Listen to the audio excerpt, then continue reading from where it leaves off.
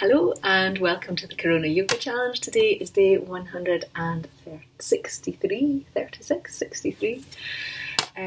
Today we are going to do a little bit of yoga philosophy, and we are going to have a little look at tapas, or discipline.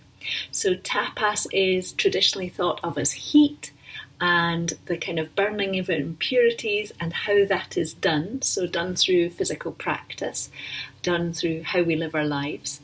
And that kind of interpretation is okay. There's probably a couple of issues with it. So the sense of, that sort of concept to me can lead me to be a slightly righteous position of this is right, this is wrong, this is burning, this is impure, this is pure. Where are we with all of that? So if that works for you, fabulous, keep it, enjoy it. So keep with that feeling that what you're doing by doing yoga is that you're burning impurities within the body that then affect the mind, that affect the energy around you, therefore your life, and that's all positive and fantastic. If that doesn't quite sit with you, then there's other ways to look at it. So one of the ways to look at tapas is with a sense of discipline. So how disciplined are we, and where do we use discipline in our life? So for instance, obviously with yoga practice, when you do yoga, that has an effect on the physical body. So you can do too much yoga, but generally we want to get on the mat and do some yoga. We want to do some moving around, and it's the discipline to be able to get up, maybe not every day, because I don't advise every day, that's a different topic, but to get up often and do your yoga. Get up, get on your mat. Even if you just get on your mat and sit on your mat and go, I made it this far. That is sometimes all we need, just to be present on our mat. From there, what can happen is we can have a physical practice. The discipline with a physical practice leads you to a different bodily place within yourself, which can lead to a different emotional one, that can lead to a different life choices, and then can start to affect you in other ways, so that you might think, oh well, now I'm going to do less yoga and more meditation. And that is, if you like, the traditional path of what yoga is for. Physical yoga is to get you ready to sit to meditate. That is the traditional path. You don't have to have that path. You can stay with yoga is to make me fit and keep me healthy, end of story. Absolutely. It's just, for this conversation, it's where does discipline sit within that? So for me, I can be very disciplined. I can get up every day, do yoga, and that just makes me a little bit tight and a little bit fixed and a little bit determined in a way that's not quite so helpful. So I am a big not everyday person in terms of physical practice on a mat, or physical practice that somebody else would recognise as yoga. And I kind of start to draw yoga into everything. Well, not everything I do. Come on, let's be honest. I'm a very human. But yoga becomes a part of my more moment by moment life. In that, how do we sit? How do we breathe? How do we interact with the world? For yourself, I don't know where you are, so I can't tell you where you need to be on the discipline thing. That's where you're going to have a little think, say, what's going to be helpful for me? At some points in your life, it might be, and for me still, some points in my life, it's like, come on, Susanna, get yourself together, get on your mat, do your stuff. You know you're going to feel good for it. Other days, I have to break the discipline and I have to say, do you know what? This doesn't really matter. This is not what it's all about. It's about how you are in yourself. If you get on your mat, make yourself a little bit tired and a little bit forceful, then there's places for that as well. I'm not saying don't be forceful. There's times for being forceful. So that's why all these conversations end up with hey, just do what you want. I don't know. Because I genuinely can't tell you what you should be doing. I really, really can't. But I can tell you some things that are helpful. So to start with, get on your mat.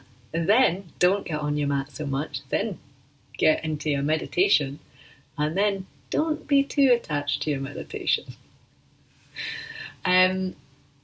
when, for, if you like, the start of getting into practicing, what I find really, really helpful is to have something that is set. So that something that is, either I get on my mat and I say, I just need to be here and be still, or I have just some set little movements that I do that I enjoy and that I feel have that kind of, you know how we eat to keep, well, we eat for lots of reasons, but one of the reasons we eat is to maintain the physical body and to feel good in it.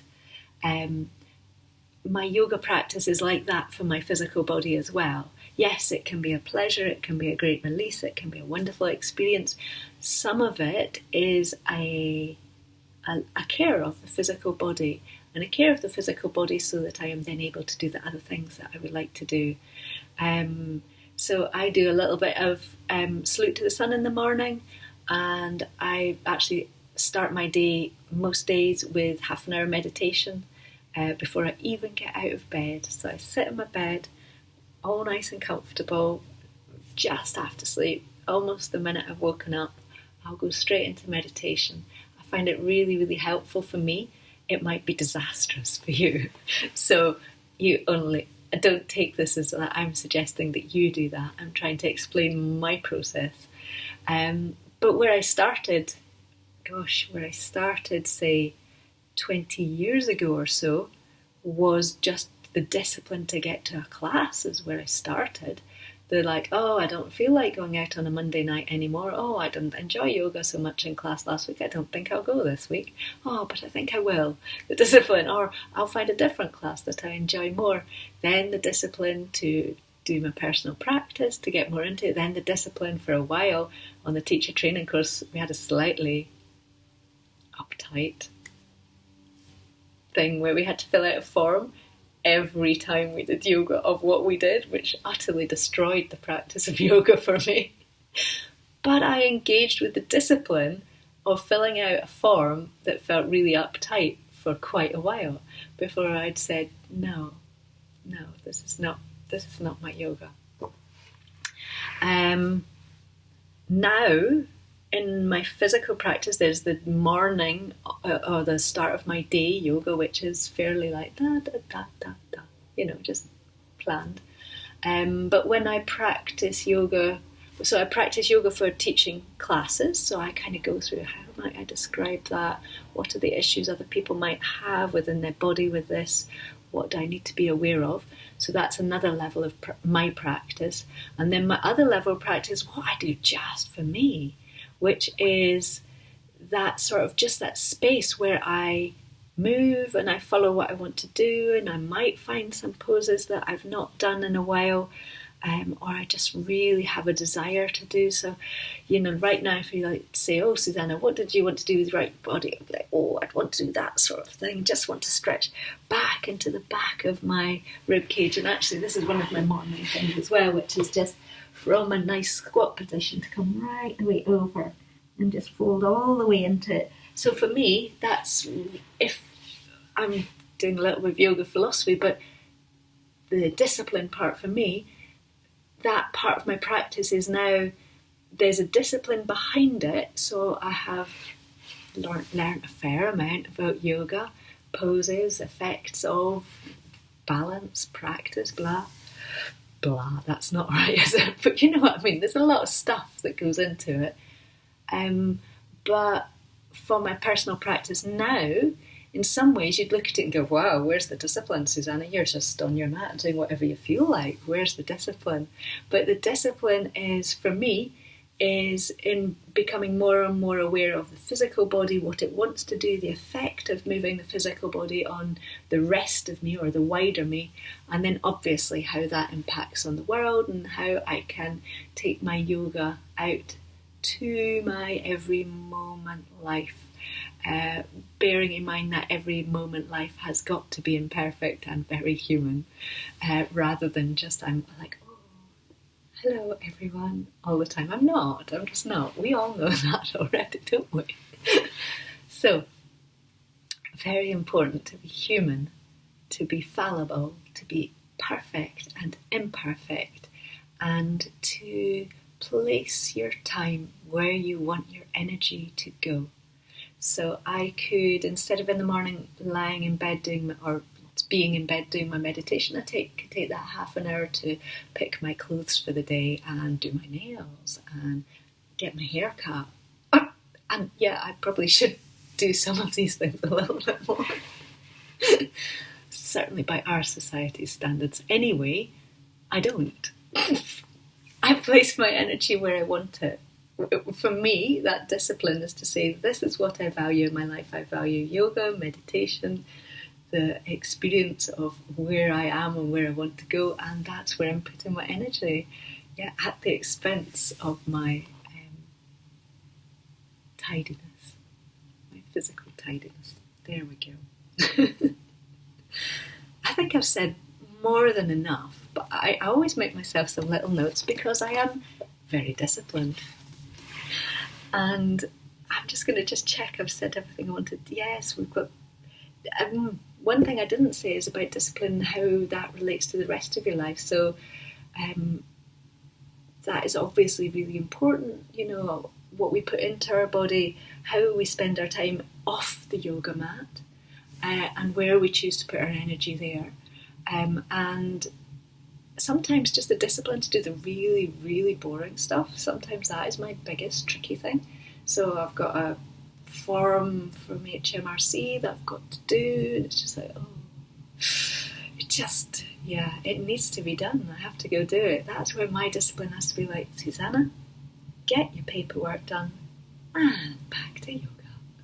But in my new self, I'm obviously going to be viewing that form as a beautiful yogic experience and a beautiful challenge that I can really enjoy, inviting it into my daily life. See, I've got so far to go. I hope that I've said more than enough and not too much, so that you have got something to be working with for the next week, so that you can look at where are you really disciplined in your life. Because sometimes people just say, I'm not disciplined, I'm not a disciplined person, or I'm an addictive sort of a person, therefore I. We're all disciplined. We're all got different areas where we are disciplined. So look at your life. Where are you disciplined? Where would you like to be disciplined that you're not? Where are you not sure? Where you know society or life would say, this is where you should really be more disciplined. Have a look at that. Notice, where is it that you think you should be more disciplined? And then have a really good ask, is that where I want to place my energy? Is that what I want to spend more time on? Or where is it that you want to put that discipline and that energy in your life? Where do you want it to take you? Because remember, we're disciplined for a purpose. We're disciplined because, one, it might give us a feeling of support in ourselves, but two, it might be a part of the path that we need to take to get somewhere. And that somewhere might be very ill-defined, and you might not know where that is, and you might not be sure you'll get there. That's all okay too. I'm afraid that's part of the path. A path to somewhere unknown, but an aware path where you're choosing how you spend your energy. I hope you have a super day. I hope you're highly disciplined and highly indisciplined in the appropriate areas for you. Thank you.